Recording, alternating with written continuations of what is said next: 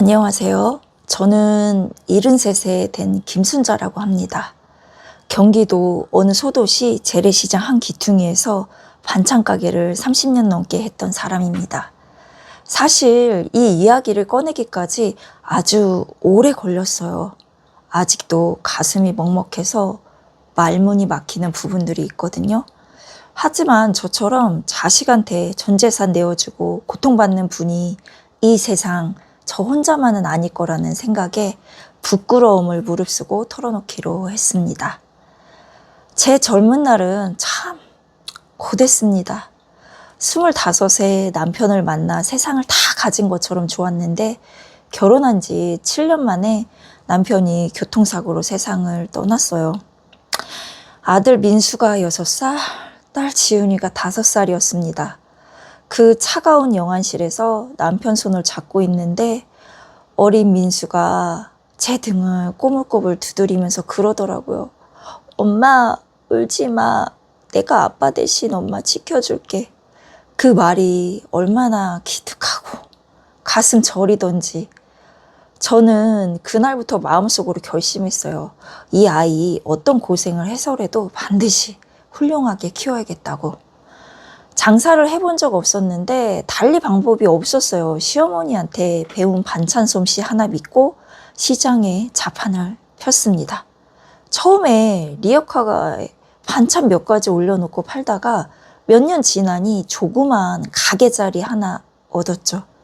겨울에 손발이 얼어 터졌고 여름에 땡볕 아래에 서서 파리를 쫓았어요. 자다가도 새벽 4시면 눈이 떠졌습니다. 장 보러 가야 하니까요. 돈이 조금 모이면 어김없이 무너지는 일이 생겼어요. 민수 수학 가해비, 지훈 학원비, 집 수리비, 어머니 병원비 그렇게 손에 쥐었다가 늘 놓기를 반복하면서 저는 한 번도 포기하고 싶다는 생각을 안 했어요. 아이들 두 얼굴만 보면 그냥 다시 힘이 났으니까요. 솔직하게 말씀드려야 할 것 같아요. 저는 지독한 아들 바라기였습니다. 지금 생각하면 어디서 그런 낡은 생각들이 들어왔는지 모르겠어요. 아마 저희 어머니 아버지한테 보고 자란 탓이겠죠. 아들이 집안을 일으키고 노후를 책임진다. 그게 당연한 거라고 철석같이 믿고 살았으니까요. 밥상에 고기 한 점 나오면 민수 앞에 먼저 놓았고 과외 선생 2명 불러도 민수한테 붙여줬습니다. 지훈이는요? 지훈이는 상고를 나와서 공장에 취직했어요. 민수 대학 등록금을 보태야 하니까요. 지훈이가 싫어서가 아니었어요. 어쩔 수 없는 거라고 지훈이도 이해할 거라고 그냥 그렇게 믿었어요. 그런데 지훈이가 20살이 되던 해 봄이었어요. 공장 야간 근무를 마치고 새벽에 들어온 지훈이가 방에 혼자 울고 있는 걸 제가 봤어요. 어깨가 들썩들썩 하는데 소리도 못 내고 베개에 얼굴을 묻고 울더라고요. 그때 제가 들어가서 안아줬어야 했는데 저는 그냥 문을 닫았어요. 고생 좀 하면 어때? 다치 팔자지 하고 그로부터 사흘 뒤에 지훈이가 떠났어요. 책상에 쪽지 한 장만 남기고요. 엄마, 나는 엄마한테 자식이 아니라 오빠 뒷바라지 하는 식모였나 봐. 엄마가 내 이름을 다정하게 불러준 게 언제였는지 기억도 안 나. 나는 내 인생 살러 갈게. 잘 있어. 읽다가 손이 떨렸어요. 그런데 이상하게도 그때 저는 울지 않았어요. 저것이 철이 없어서. 그 생각이 먼저 들었거든요. 어느 집이나 다 그렇게 사는 게 아니냐고 나중에 철들면 알 거라고 혼자 속으로 그렇게 중얼거리고 민수 아침밥을 챙기러 나갔어요. 그게 제가 저지른 가장 큰 죄였습니다. 세월이 흘러 민수는 번듯한 대기업에 취직했고 연봉도 꽤 높은 사람이 됐어요. 저는 정말인지 이 세상의 모든 걸 다 가진 기분이었습니다. 오죽하면 시장 단골 손님들한테 우리 민수 과장 됐어요, 부장 됐어요 하고 제가 먼저 자랑을 늘어놓고 다녔으니까요. 민수가 결혼하겠다고 데려온 며느리는 강남 출신의 집안도 번듯한 여자였어요. 인물도 반듯하고 첫눈에 잘됐다 싶었죠. 결혼 비용은 물론이고 강남 근처 아파트 전세 보증금 2억? 그 돈을 마련하느라 반찬 가게 딸린 제 집을 담보로 대출까지 받았어요. 그래도 아깝지 않았습니다. 내 아들이 번듯하게 사는데 그게 다 내 노후 아닌가 싶었으니까요. 며느리는 처음에 저한테 잘했어요. 명절이면 와서 전도 부치고 생신이면 케이크도 사왔죠. 저는 그때가 제 인생의 가장 행복한 시절이었다고 생각했어요. 근데 제 몸이 문제였어요. 무릎이 먼저 나가더라고요. 30년 넘게 서서 일했으니 연골이 다 닳아버리는 거. 계단 하나 오르는 것도 숨이 찼고 비 오는 날이면 무릎이 쑤셔서 잠을 못 잤어요. 수술받고 재활하는 동안 가게를 제대로 못 돌보다 보니 수입도 확 줄었죠. 그리고 얼마 뒤 더 무서운 소식이 왔어요. 병원에서 초기 치매 판정을 받은 거예요. 어머니 걱정 마세요. 초기이고 약으로 관리하면 의사 선생님 말이 귀에 들어오지 않았어요. 집에 들어와서 혼자 부엌에 쭈그리고 앉아서 한참 그냥 멍하니 있었습니다. 나 이제 어떻게 되는 건가? 그 얘기를 듣고 며느리가 민수랑 같이 찾아왔어요. 어머니 이제 가게 정리하고 저희 집으로 들어오세요. 그동안 고생하셨는데 이제 저희가 모실게요. 어머님 집이랑 가게 처분해서 저희 아파트 넓혀서 학가하면 어떨까요? 제가 옆에서 챙겨드릴게요. 며느리 목소리가 어찌나 다정하고 부드럽던지 민수도 옆에서 손을 꽉 잡으면서 어머니 이제 제 곁에 계세요. 제가 효도할게요. 진짜로요. 저는 그 말에 눈물이 왈칵 쏟았었어요. 자식한테 짐이 될까봐 늘 가슴에 담아왔던 걱정이 한꺼번에 녹아내리는 것 같았어요.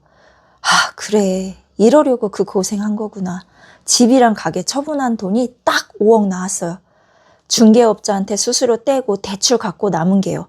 통장에 그 돈이 들어오던 날 저는 한 번도 망설이지 않고 계좌로 전부 이체했어요. 이 돈으로 우리 아들 집 넓혀서 나도 편하게 살고 다들 잘 살면 되겠지. 그런데 그 통장 이체가 제 인생을 완전히 끝내버리는 버튼이었다는 걸 저는 그때 알지 못했습니다. 처음 한 달은 그럭저럭 괜찮았어요. 방도 주고 밥도 같이 먹고 며느리가 어머니 이거 드세요. 제 입맛에 맞는 반찬도 챙겼죠. 그게 딱 한 달이었어요. 2달째부터 달라졌습니다. 거실에 나오면 며느리는 눈썹부터 찌푸렸어요. 말은 안 해도 느껴지지 않아요? 그 눈빛이. 저 놓친 애가 또 나왔네. 그러던 어느 날 집정 말하더라고요. 어머니 솔직히 말씀드려도 될까요? 어머니 방에 냄새가 나거든요. 아이들 코가 예민해서 거실에서 지내는 건 좀 그래요. 방에 TV도 있고 다 있으시잖아요. 처음에 제가 잘못 들은 줄 알았어요. 냄새요? 나한테? 저는 매일 씻는 사람이에요. 시장에서 30년 장사하면서 몸단장을 항상 했거든요. 근데 뭐라고 따지겠어요. 며느리 집이니까 그냥 방으로 들어갔죠. 그 다음부터 밥을 식탁에서 안 먹게 됐어요.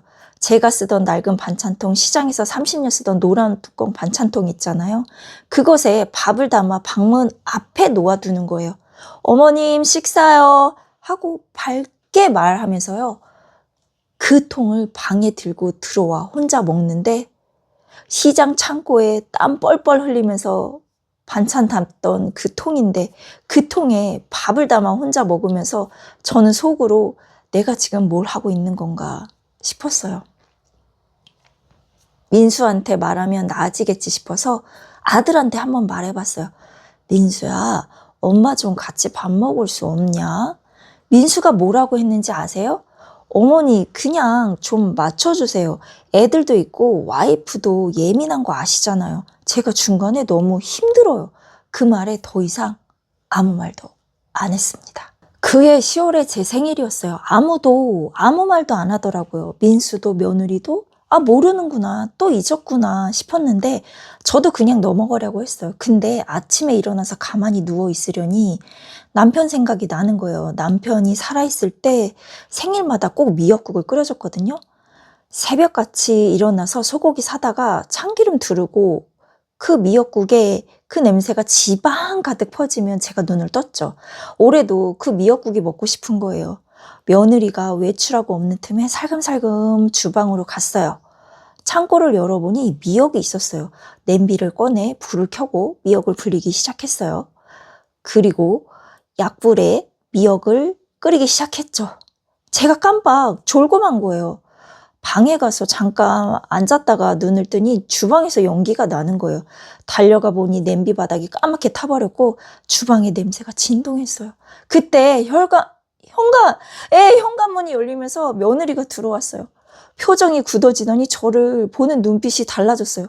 예전에 싫은 소리는 했지만 이날은 달랐어요. 어머니, 이게 무슨 짓이에요? 집 다 태워 드실 뻔했잖아요. 집에 있는 분이 왜 불을 쓰세요? 왜요? 진짜로 어머니 때문에 못 살겠어요. 못 살겠다고요. 그러더니 주방 서랍에서 제 반찬통을 꺼내더라고요. 30년 된 노란 뚜껑 반찬통, 시장에 쓰던 스테인리스 그릇들, 그리고 거실 선반에 올려뒀던 남편 사진 앨범까지. 비닐봉투를 딱 펴더니 그걸 다 쓸어 담는 거예요. 이런 낡은 것들은 집에 왜 있어? 버리겠습니다.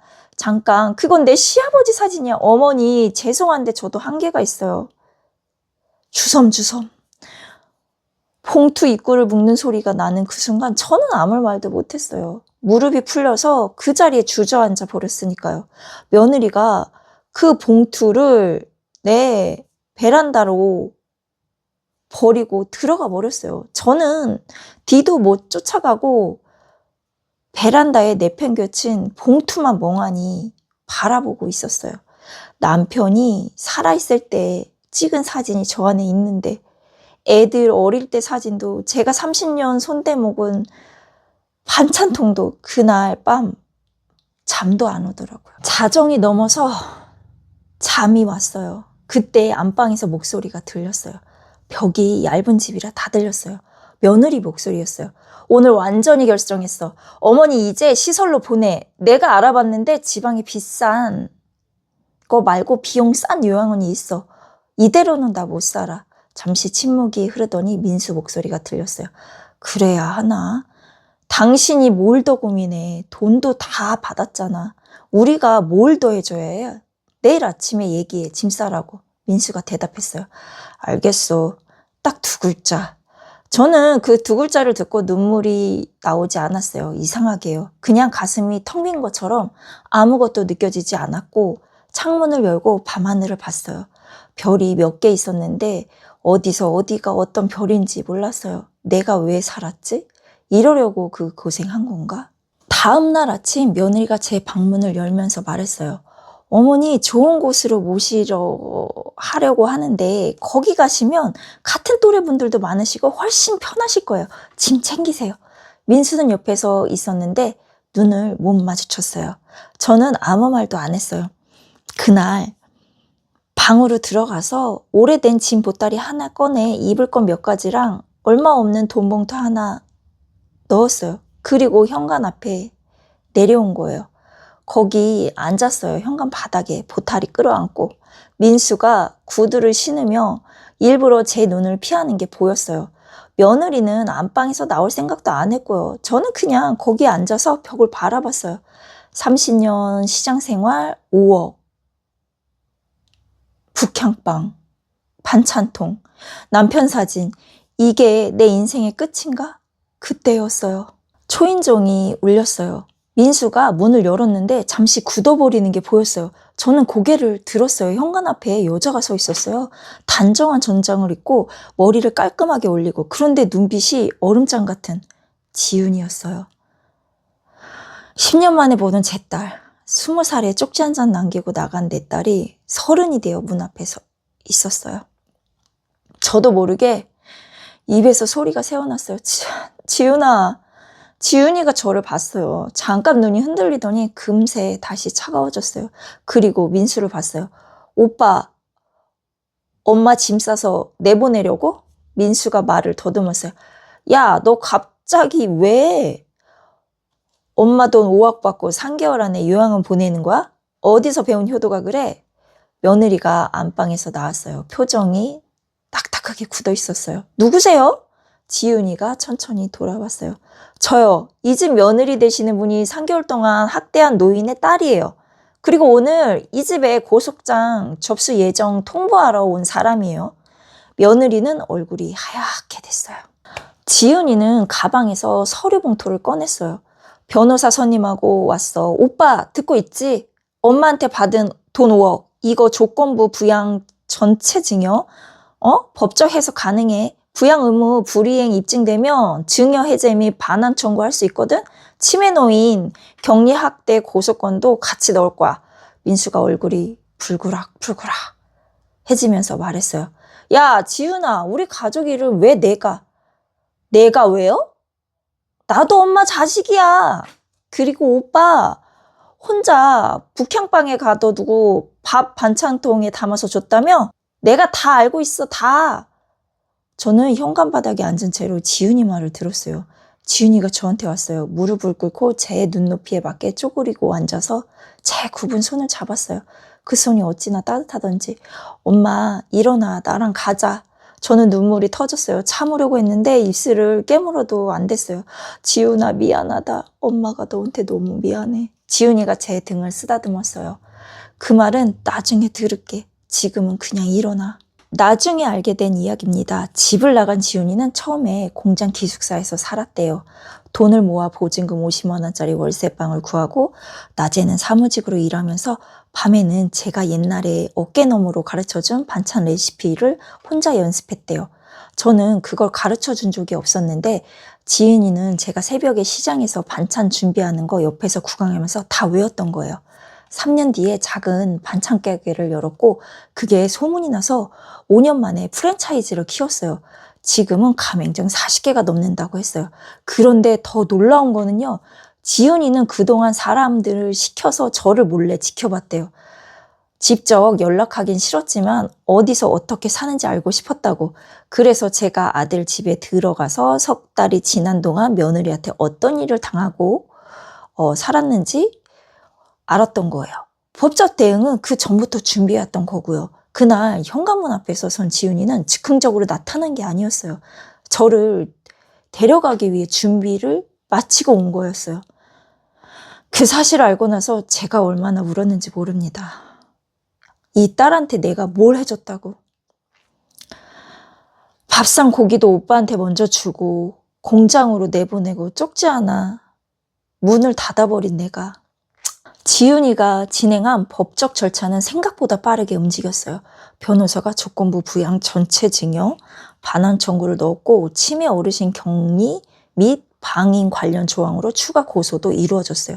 지훈이는 제가 반찬통에 밥을 받아 먹었던 것, 북향방에 격리됐던 것, 남편 사진 앨범이 쓰레기통에 버려진 것, 이 모든 걸 증거로 갖고 있었어요. 심지어 현관 CCTV 찍힌 영상이니까요. 민수 내에는 처음엔 버텼어요. 어머니가 자발적으로 드린 거다. 법적으로 문제 없다. 그런데 막상 법원 절차가 시작되고 부양 의무 불이행 증거가 하나씩 나오기 시작하자 입장은 달라졌어요. 결국 합의를 해왔어요. 돌려받은 돈이 3억 2천만 원이었어요. 전부 다는 아니지만 지훈이는 그 돈을 제 명의 통장에 넣어주면서 이렇게 말했어요. 엄마 돈이야. 엄마가 쓰고 싶은 거 다 써. 민수 내에는 이후 집을 팔고 경기도 외곽으로 이사 갔다는 소식이 들렸어요. 대출에 합의금까지 더해지니 감당이 안 된 거죠. 민수가 2번 저를 찾아왔어요. 첫 번째는 눈물을 흘리면서 용서를 빌었고 2번째는 돈을 조금만 더 도와달라고 했어요. 지훈이가 2번 다 대문 앞에서 막았어요. 저는 거실 창문 너머로 돌아가는 아들 뒷모습을 봤어요. 눈물이 나올 줄 알았는데 근데 안 났어요. 요즘 저는 지훈이 집에서 삽니다. 햇빛이 잘 드는 남양방이에요. 창 밖에서 작은 화단이 보이고 아침에는 새소리까지 들려요. 주말에는 지훈이랑 같이 앞치마 맞춰 입고 요리를 해요.